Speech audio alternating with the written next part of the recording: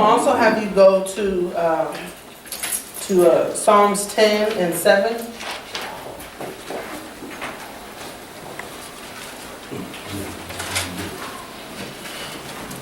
Psalms 10 and 7.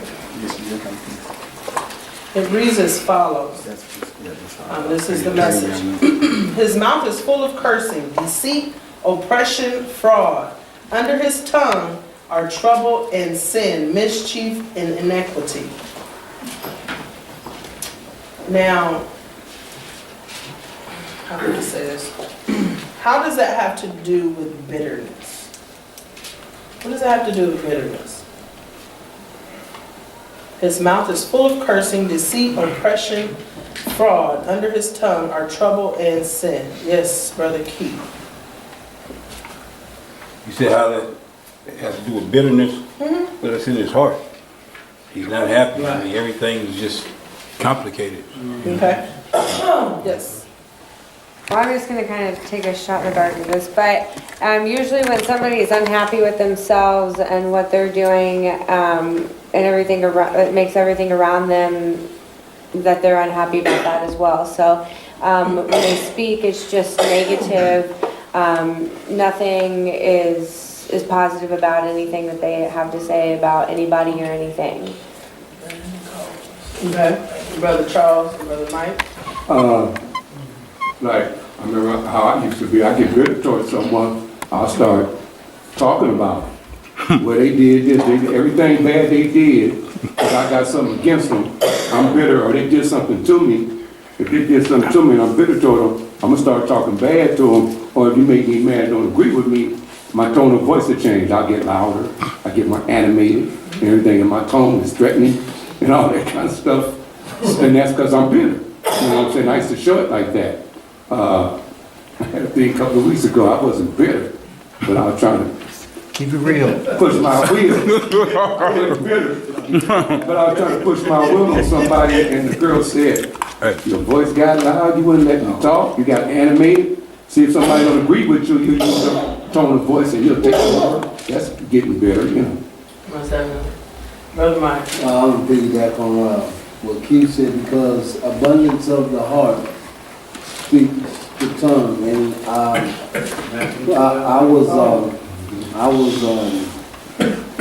I was raised around people that didn't cuss. When my mom got around somebody, she said, boy, when you hear people cuss like that, they really ain't got nothing to say. So it's abundance of the heart. Okay. What is the definition of bitterness? Sorrow? Mad? Anybody? What's the definition of bitterness? Okay, hey, really? Okay. Is it sourness? Somebody gonna look it up for me? Okay. My microphone's in.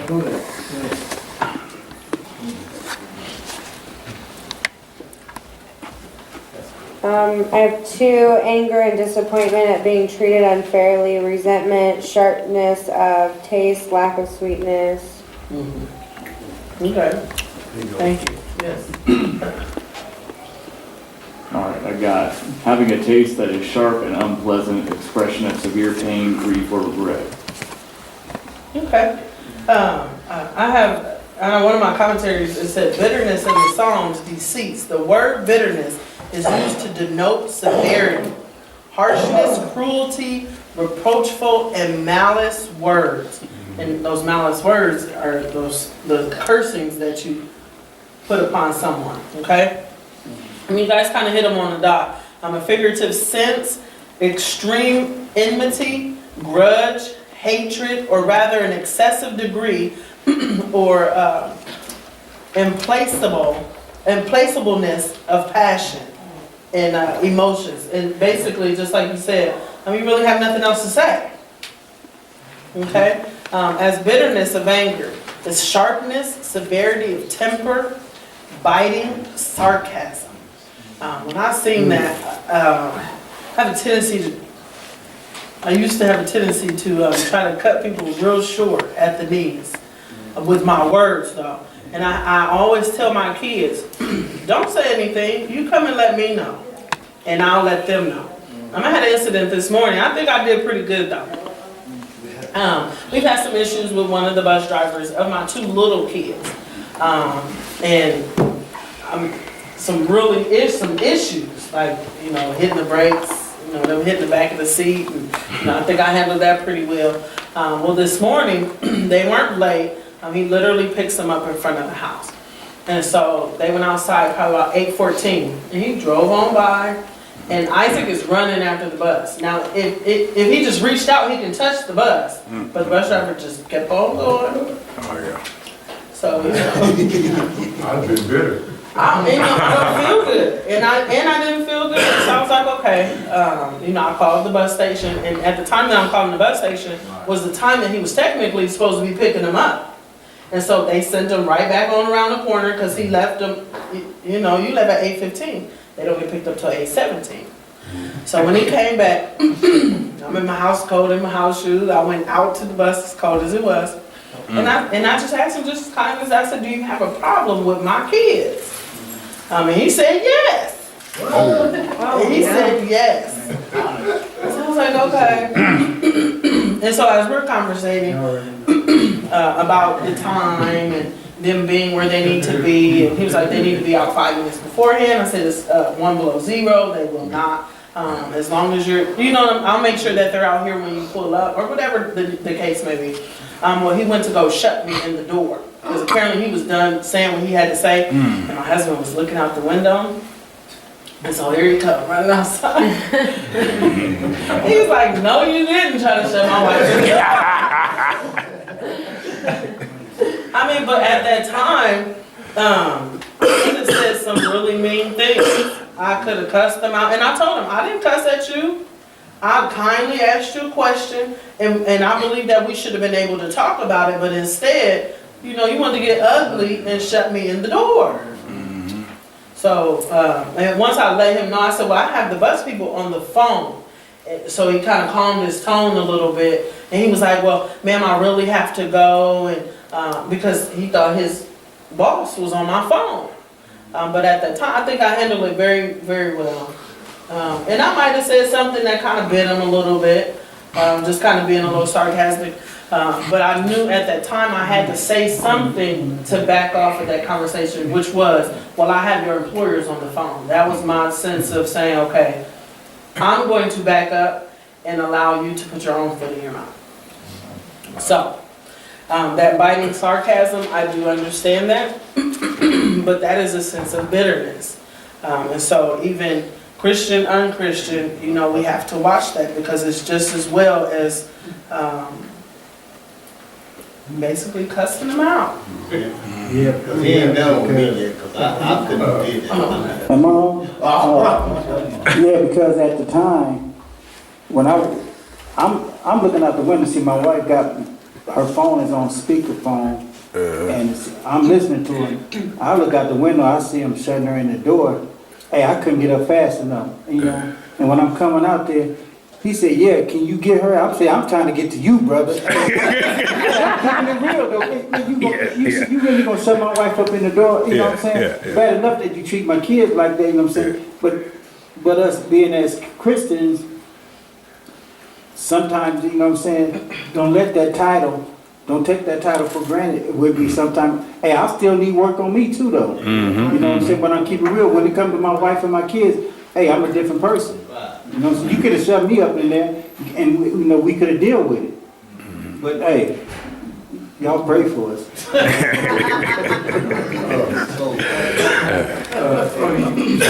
I know about me, when I really get hot, me and Tommy was talking about this today, when I really get hot, this is what I say. When I know somebody says something I think is wrong or unfair, or they just coming too hard at me, I say this: you better be glad I'm a Christian. I say I'm hot then.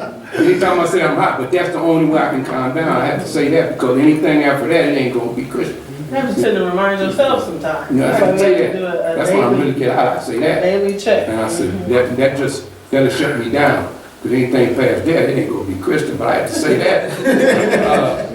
That's what I say. But like you said, you have to say something to put the brakes on. But that's when I put the brakes on, I say that. That's when I know you're wrong and I want to lay into you. Very glad I'm a Christian.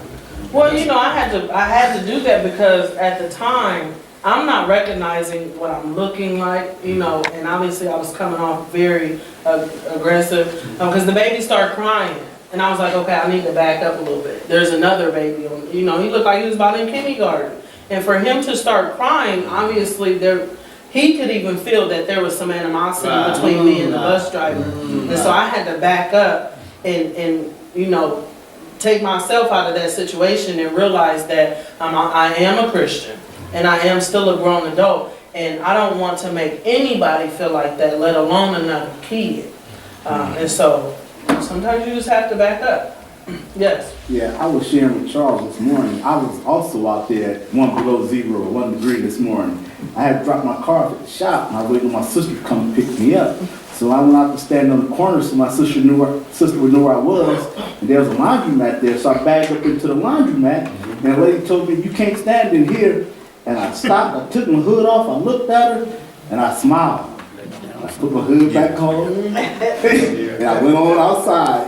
So I knew what was next. I said, she don't got a clue what she's dealing with. So I just went on outside, because she didn't have an idea. So I just said, God, please bless that woman. I just went outside, that's the code. Yes. Mike. Today I caught myself. Because in Lincoln, we don't have that type of traffic early in the morning. 5 lanes, 6 lanes, however many lanes. But this big old semi just cut me off. And I had got real bitter with it. I'm the only one in the car and I'm bitter. And I'm still driving. I'm the only one in the car and I'm mad. I'm still talking to this truck and that's been like 30 seconds ago. And I was about to carry that right on in to the job. But then I thought about it. I said, now Mike, that was about 3 or 4 minutes ago now. Let it go. So I'm glad that I had to stop myself. Sometimes, like Charles said, you got to check yourself. Yep. And so I kind of skipped over what I was going to talk about, but we're talking about bitterness towards one another at the time. This is towards a sister or a brother or our kids or whatever that may look like. Because our kids can even do some things that could really just hurt us to make us bitter in some ways. What movie was I watching? Sparkle. I was watching Sparkle, and her children was making some decisions that she didn't agree with. But the mom was really bitter, and it took her a while. It took her friend to say something to her. To make her realize that technically she was pushing her kids away. And that's what we do to people when we tend to be bitter about things. And a lot of times we can choose to be bitter towards the people who are around us the most. Because those are the people who kind of get the grunt of things, and they didn't even do anything half the time. But they may do something small, and now they're getting it all. But some other ways that we can be bitter towards one another is, once again, gossiping. Because obviously you're gossiping about them because you're upset or you're jealous about something that's going on right in their lives or even wrong. Yes? I think one of the biggest ones is correction. You know, when someone corrects someone, can correct them in a godly manner or whatever. If they're not ready to receive that correction, they'll go, who do you think he is? And you can feel it. They might not say nothing else, but you can feel the whole conversation, the whole way that we communicate with each other have changed.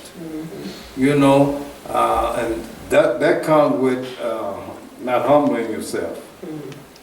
To take heed, someone telling you some good information or we're trying to receive some, but we got our pride in the way we don't want that, so that's where that bitterness comes in. Corrective criticism, constructive criticism. And we can tend to be that towards someone else, but you're not realizing that technically you're being bitter towards yourself. Another way that we can do that is by putting them down. A lot of times when people are bitter about some criticism that they have received, they tend to talk about the other person and about how they were wrong and how they did this and how they did that. Allowing them to struggle. If you have, now I'm not saying, you know, every Tom, Dick, and Harry that you see on the street, you might have $2 in your pocket, go ahead and give it to them. But even if you see a brother or whatever, even it could be a stranger. If you're on the bus and somebody doesn't have enough change to get on, and you know you have some change in your pocket, I mean, why not? You know, God has sent us here to love one another as He loves us. Okay? Also, sitting back and watching them make the wrong choices.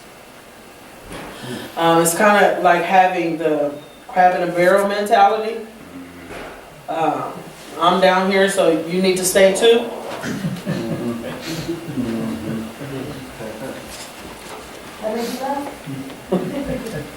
But Yeah, I kind of want to say something on that too. And, you know, it's like, you know, when I first came here, you know, to the WPC, you know, and we were supposed to all be, you know, somewhat of a family, you know, look out for each other. You know, I'm my brother's keeper type of thing. But you can see in the first couple of days that when you're here, the people that's real and the people's gonna watch you fall, and then get on you and then talk about you to the next person, to the next person. And if you're brand new in here, you know, that deters you to not even open up to everybody, you know. And you know, for people that's under me right now, I'm just saying this right here. When you see that type of stuff right there, you talk to your brother and get him up out of that place. And if you can't, just leave him alone, back away from that, you know. Because it'll mess you up in the long run, because you won't come all the way out and open up, and it won't be a family type atmosphere, you know. Because all that goes together, you know, because I've been through that. You know, I'm a big gospeler too, you know what I mean? I'm working on it, you know. But that gospel gets you to the end where something happened 5 months ago and they're still talking about today, but I'm a Christian and I'm cool with that, you know. And everybody like, oh, he done talked about him last week. I'm guilty of it. I'm gonna admit that I'm guilty of it. I'm still working on it. And I'm almost done with this program. But it takes a little bit at a time to get to that point, you know, and it's just taking me a little bit longer.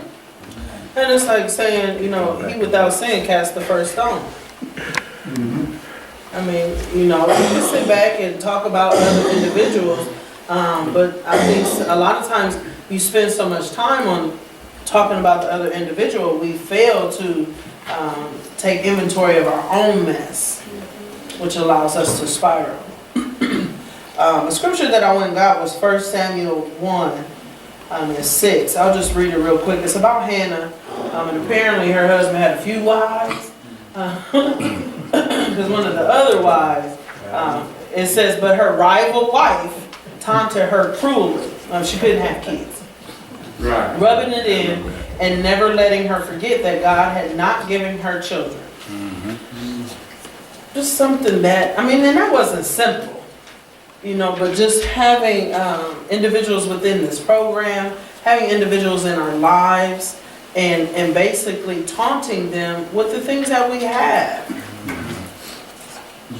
You know, and I believe we all have to work on gossiping, and watching what our motives are on saying things about other individuals. Are we saying things because we're willing to help them? But are we saying them because we want to get stuff off our chest? Or, you know, you gotta watch it because you can become very bitter. How do we show bitterness towards God? That's not all speak at once. That's a question?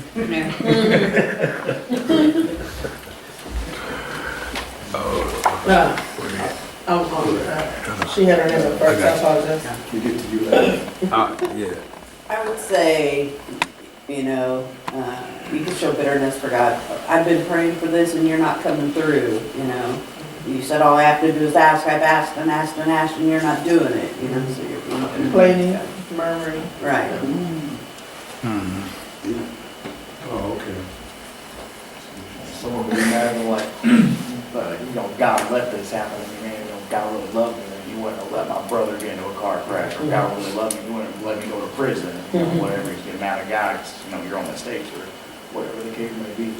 Okay.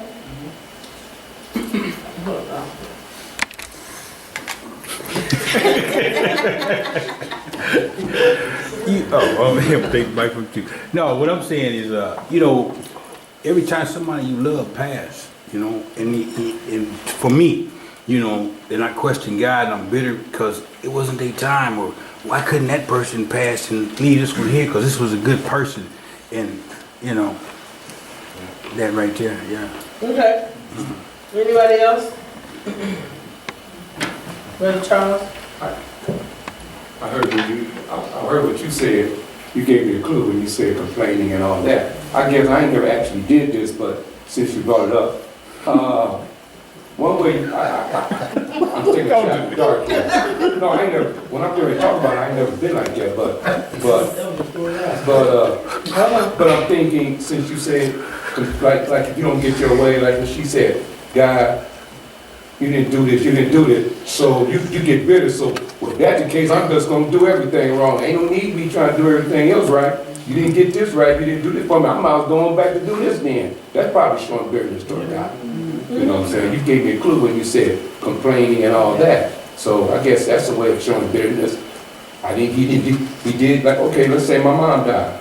Or my mom died, well, he didn't stop there. Well, I might as well go get out again then. Might as well forget it. I'm through now, I'm done. I'm doing anything I want to do. He didn't stop there, he didn't stop there. That's showing bitterness. Then you just go all the way back, spiral down. Yep, You know? and you know, I like the way you put that, because we have to also continue to go back to what the question is. And it says the figurative language of the verses graphically illustrated our condition as fallen people. I mean, we have to realize that these are things that could allow us to fall in many ways. How can we sin towards God or show bitterness towards God without even speaking it? Our hearts. Your thoughts? Your thoughts, yes, very much so. Well, your actions, yeah. But what kind of thoughts? What kind of lustful thoughts? Bitter thoughts? Bitter thoughts. Hateful. Hateful thoughts. I mean, and just like you guys said, even with murmuring, complaining, basically that starts with their heart. Something had to happen for you to complain and murmur and so on and so forth. And you feel like you're justified to have something or justified to have an answer. I actually went to Matthew 15:8.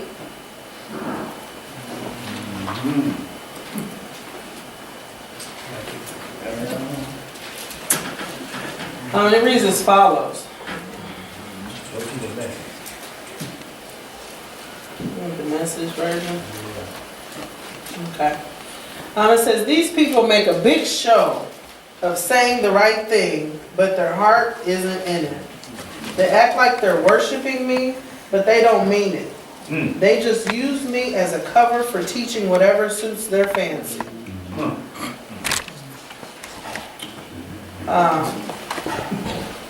Another one states, these people draw near me with their mouths and honor me with their lips, but their hearts hold off and are far away from me.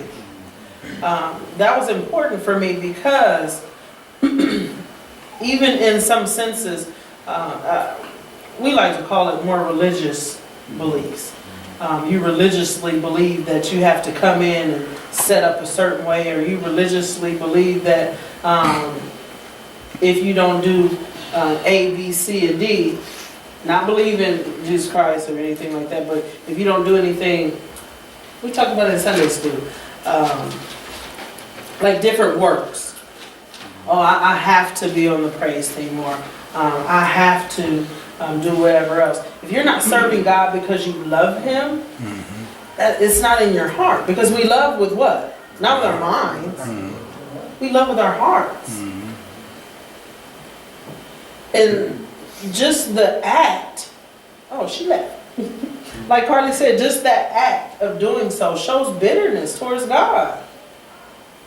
Because you're not showing love. Because that's all personal. That's all something that you can do without him. So you think. Okay. And just like they were saying before, Matthew 12:34, it says, you have minds like a snake pit. How do you suppose that you say is worth anything when you are so foul-minded? It's your heart, not the dictionary, that gives the meaning to your words.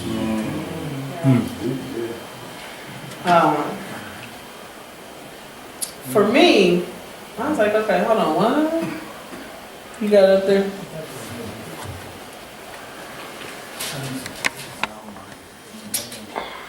Basically, it is stating that you can say anything. But if you don't show that, then it means nothing. It means nothing at all.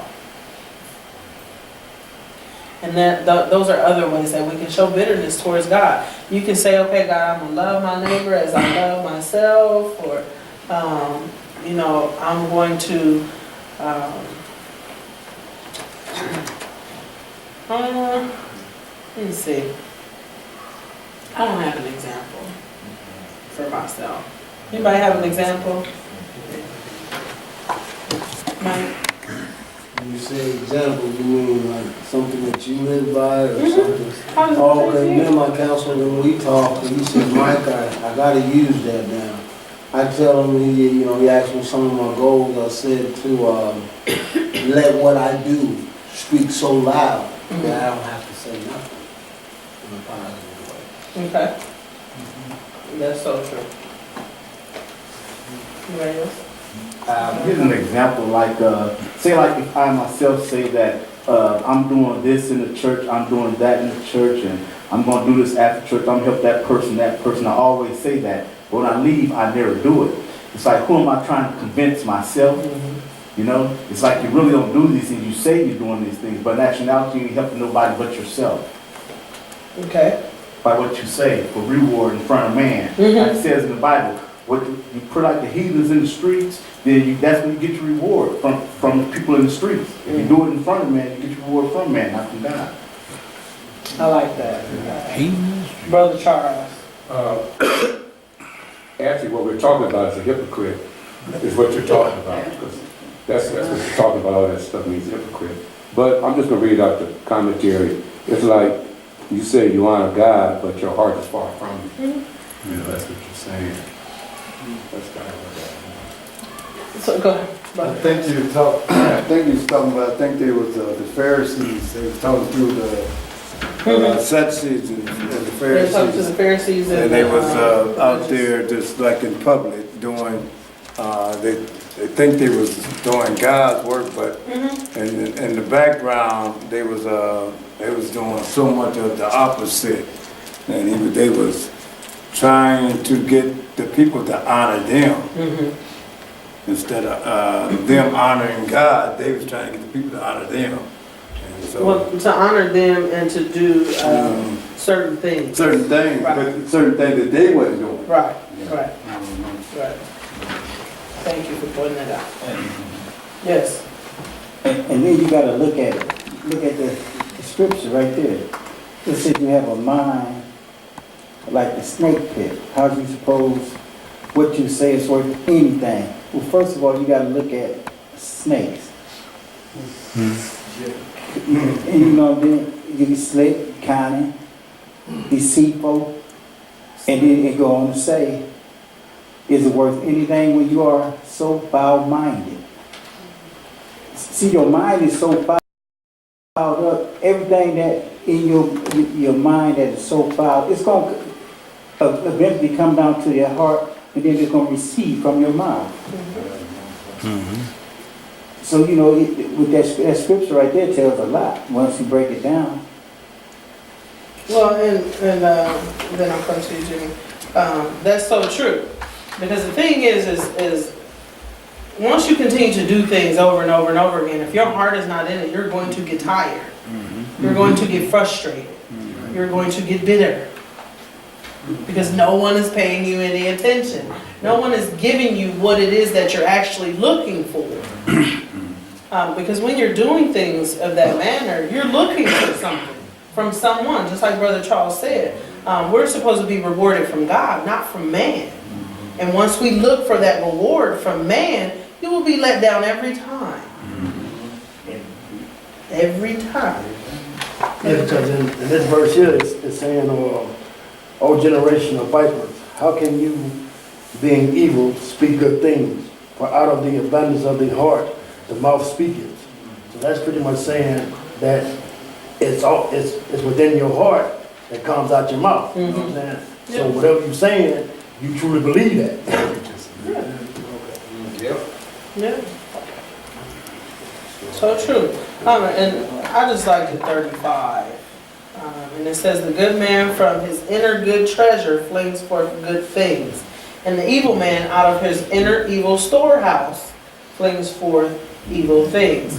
The thing is some people just have different intentions. People who are true believers and really do what they do for God, they have no intentions but to please God. And that's what we're here for. And regardless if you're let down, or regardless if someone doesn't reward you in a certain type of way, you're not going to feel bitter. Because you're doing it for God.